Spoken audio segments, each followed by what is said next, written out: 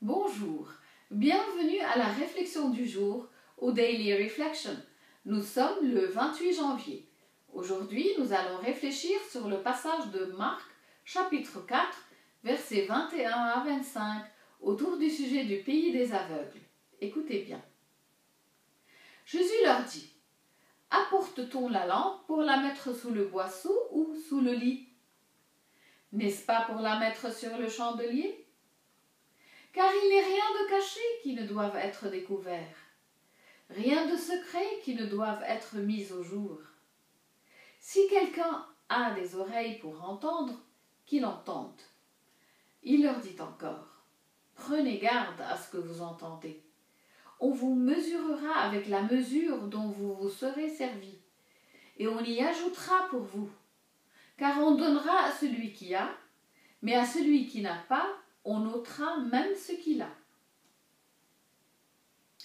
Le célèbre auteur Wells a écrit un jour une histoire intitulée Le pays des aveugles. Il raconte l'histoire d'un randonneur qui est tombé accidentellement sur un village de personnes aveugles depuis des générations. Il s'est souvenu d'un dicton selon lequel, au pays des aveugles, le borgne est roi. Et par conséquent, il a cru que le peuple en ferait son chef, appréciant le fait qu'il puisse voir. Au lieu de ça, ils ont pensé qu'il était fou à cause des choses qu'il décrivait, et ils ont décidé de guérir sa folie en lui enlevant les yeux. Si vous vous êtes jamais demandé pourquoi les Juifs voulaient tuer Jésus, au lieu de le reconnaître comme le Messie promis depuis longtemps, en voici la raison. Ils étaient tellement aveuglés par des années de conditionnement religieux ou par la religiosité qu'ils ne pouvaient pas reconnaître la vérité quand elle se présentait devant eux en personne. Ils vivaient dans une obscurité spirituelle terrible et ne pouvaient pas voir la lumière. Posons-nous la question suivante. Pouvons-nous voir la lumière? Ou bien des années de conditionnement nous ont-elles aussi aveuglés sur la vérité? Lorsque nous grandissons dans le monde en faisant ce que le monde fait, nous ne pouvons pas reconnaître les réalités spirituelles. Prétendre être chrétien ne change rien à cela.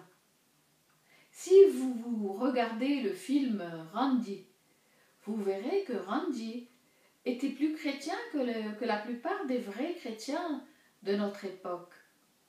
Alors qu'est-ce qui nous change? Suivre Jésus nous transforme, c'est certain.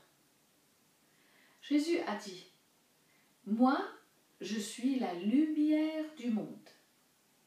Celui qui me suit ne marchera pas dans les ténèbres, il aura la lumière de la vie.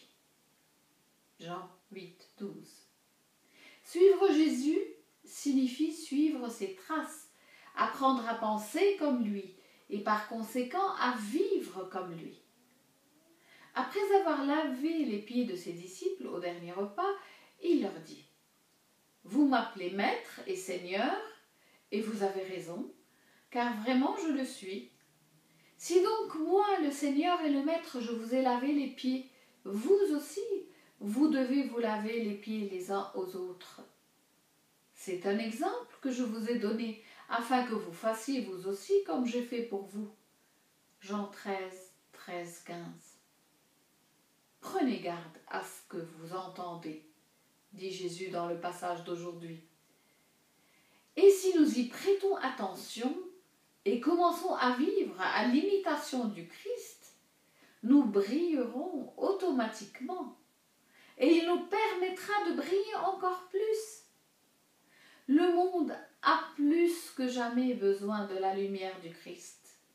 Il est si sombre qu'il a reflété son ombre sur l'Église, la mettant elle aussi dans l'obscurité. Mais si nous commençons à suivre sérieusement le Christ et à briller, nous pouvons refléter la lumière sur le monde et le ramener à la lumière. N'est-ce pas que c'est merveilleux? Prenez garde à ce que vous entendez.